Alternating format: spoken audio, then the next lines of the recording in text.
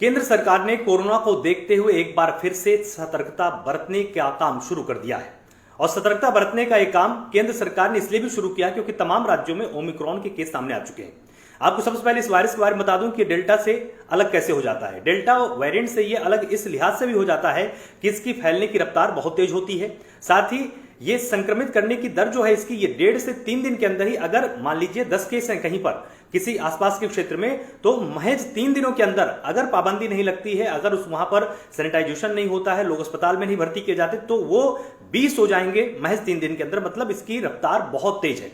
साथ ही आपको बता दूं कि डेल्टा में जिस तरह से ऑक्सीजन को लेकर लंग्स में बहुत ज्यादा लोगों को दिक्कत होती थी, लेकिन ऐसा ओमिक्रॉन में नहीं होने वाला है। आपको सामान्य बुखार रहेगा, आपको सामान्य कोल्ड होने वाला है, सामान्य आपको इसमें सर्दी लगेगी।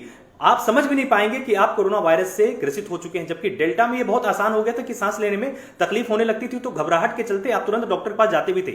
ओमिक्रॉन में ऐसा केस नहीं है। ये घातक उतना नहीं है, लेकिन इसका प्रसार इतनी तेजी के साथ होता है कि अगर समझिए अस्पतालों में बेड्स की कमी हो गई तो गंभीर परिस्थितियां हो जाएंगी। इसके चलते केंद्र सरकार ने तमाम गाइडलाइंस जारी की हैं, जिसके बारे में अब मैं आपको यहां पर बताने वाला हूं। सबसे पहली गाइडलाइन यहां पर यह जारी की गई है कि शादियों में, पार्टियों में रोक लगाई जाए। अधिकतम संख्या को हर राज्य सरकार निर्धारित करे। और शायद इसी का परिणाम है कि अब 4 राज्यों में, यानी मध्य प्रदेश, राजस्थान, गुजरात और उत्तर प्रदेश में नाइट कर्फ्यू लगा दिया गया है। उत्तर प्रदेश में भी आपको मैं बता दूं कि क्रिसमस की रात से, यानी 25 दिसंबर से 11 बजे से लेकर सुबह 5 बजे तक नाइट कर्फ्यू रहेगा। आप जहां कहीं भी हैं आप वहीं रहिए। रात में अब ट्रेवल नहीं करना है, इस पर रोक लगा दी गई है। साथ ही आपके पास बहुत ही प्रॉपर एक कारण होना चाहिए जिसके चलते अगर आप तभी आप बाहर जा पाएंगे। लेकिन नाइट कर्फ्यू का मतलब यही है कि अब रात में निकलना पूरी तरह से बंद कर दिया गया है। साथ ही यही मध्य प्रदेश में किया गया है, यही राजस्थान में किया गया है और यही गुजरात में भी किया गया है। तेलंगाना राज्य की बात करूं तो वहां पर एक गांव ने अपने आप ही 10 दिन का लॉकडाउन लगा दिया है। यह एक तरह से मानसिक रूप से अब जनता को पहले से ही तैयार किया जा रहा है, ताकि अगर लॉकडाउन जैसी परिस्थितियां आती हैं तो उसमें जनता पहले से तैयार रहे। तो हम सबकी भी देखिए नैतिक जिम्मेदारी यहां पर बनती है कि हम उन तमाम नियमों को अभी से ही फॉलो करने लग जाएं जो कि हम कोरोना में फॉलो करते हुए आएंगे। उनको बताने की मुझे जरूरत नहीं, आप सब उसके अभ्यस्त हैं। आप सब जानते हैं कि हमको हाथ साफ करना है, आप सब जानते हैं कि हमको सैनिटाइज करना है अपने आप को, आप सब जानते हैं कि हमको बहुत ही ज्यादा पोषण से भरपूर भोजन लेना है, पर्याप्त नींद भी लेनी है। क्योंकि अगर आप ठीक से सोएंगे नहीं तो भी इसका एक व्यापक असर आपके स्वास्थ्य पर पड़ सकता है और इसका बहुत ही ज्यादा नुकसान आपको उठाना पड़ सकता है। आपका इम्यून सिस्टम जितना मजबूत रहेगा आप उतना ही ओमिक्रॉन से बहुत ही मजबूती के साथ लड़ पाएंगे। साथ ही एक और गाइडलाइन यहां पर जारी की गई है। यहां पर केंद्र सरकार की तरफ से कहा गया है कि 100% वैक्सीनेशन का लक्ष्य हर राज्य सरकार बनाए। अब इसमें भी कैटेगरीज बनाई गई है। इसमें यह कहा गया है कि जहां पर जिस राज्य में पूरी तरह से यह पाया जाए कि जो राष्ट्रीय औसत है वैक्सीन लगने का, अगर उससे राज्य का औसत कम है तो डोर टू डोर राज्य सरकार कैंपेन चलाए। मतलब अगर किसी राज्य में मान लीजिए औसत वैक्सीनेशन केंद्र सरकार के लिहाज से कम हुआ है तो वहां पर होगी। अब वहां पर तमाम डॉक्टर्स की टीम या आंगनबाड़ी कार्यकर्त्रियां वहां पे घर घर जाएंगी और वैक्सीन डॉक्टर की मदद से वहां पर लोगों को लगाई जाएगी। आप सबकी जिम्मेदारी है कि अगर घर में आपके टीम आती है तो छिपाइए मत। बहुत अच्छी सुविधा है जब वैक्सीन मुफ्त में आपको मिल रही है और इसके लिए दूसरे देशों में आपाधापी की स्थिति है, अगर ये आपको दरवाजे में मिल रही है। और साथ ही आप सबकी जिम्मेदारी इसमें यह भी रहने वाली है कि अगर आपके पास कोई भी डाटा मांगा जाता है आपसे कि परिवार में किसको वैक्सीन लगी है किसकी नहीं, तो उसकी सही जानकारी दीजिएगा। आप सभी को याद होगा कि जब कम से कम हो और जहां पर अगर ओमिक्रॉन के या सामान्य वायरस के मरीज आ रहे हैं उनको तुरंत आप चिन्हित कीजिए, तुरंत उनकी पहचान कीजिए। इसके बारे में भी केंद्र सरकार ने साफ तौर पर कहा है। यह भी साफ तौर पर निर्देश दिया गया है कि जिलाधिकारियों को भी अब इसमें मिशन मोड में काम करना होगा।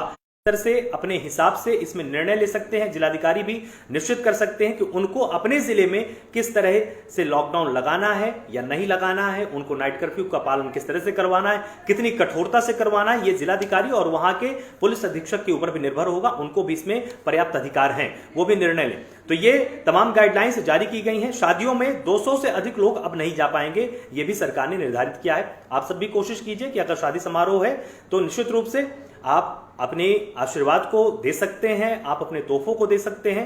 भीड़ कम से कम जुटे और ये जो आयोजक हैं, जो शादी समारोह जिनकी तरफ से आयोजित हो रहा है, वो भी ध्यान रखें कि कम से कम मेहमानों को बुलाएं। बहुत ही जो खास उनके मुख्य मेहमान हैं उनको बुला लें, और बाकी सभी को एक माफी पत्र भी भेजा जा सकता है। ये जरूरी नहीं है कि वहां पे 500 मेहमान ही आए। अगर 100-200 से काम चलाया जा सकता है तो निश्चित रूप से, क्योंकि महामारी का समय है, हम सबकी उतनी ही जिम्मेदारी है जितनी कि राज्य सरकार और केंद्र सरकार की है। साथ ही तमाम राज्यों में क्रिसमस और न्यू ईयर के सेलिब्रेशन पर भी रोक लगाई गई है। जी हां, दिल्ली और महाराष्ट्र का नाम इसमें सबसे मुख्य रूप से है। दिल्ली में भी रोक लगा दी गई है और महाराष्ट्र में भी।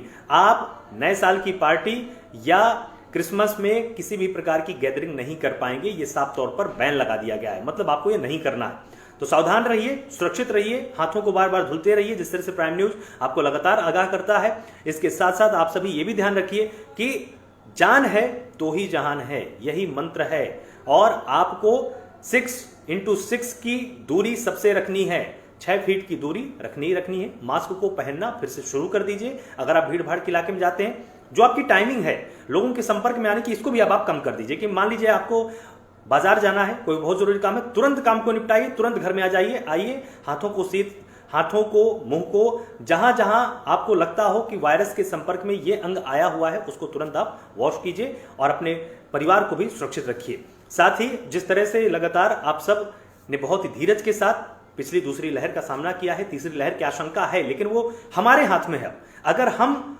बहुत ही ज्यादा तेजी के साथ इसमें अवेयर हो जाएंगे, हम कंट्रोल कर लेंगे, अगर बाजारों में भीड़ नहीं लगाएंगे, तो तीसरी लहर टाली जा सकती है। संभावी है, लेकिन वो निश्चित नहीं है। अब बाकी हम सबकी जिम्मेदारी है, हम इसमें क्या करते हैं। अगर हम लापरवाही करेंगे तो तीसरी लहर को भी हम टाल नहीं पाएंगे और फिर परिणाम भयंकर होते हैं। इसलिए एकजुट होकर कोरोना के खिलाफ हमको लड़ना है।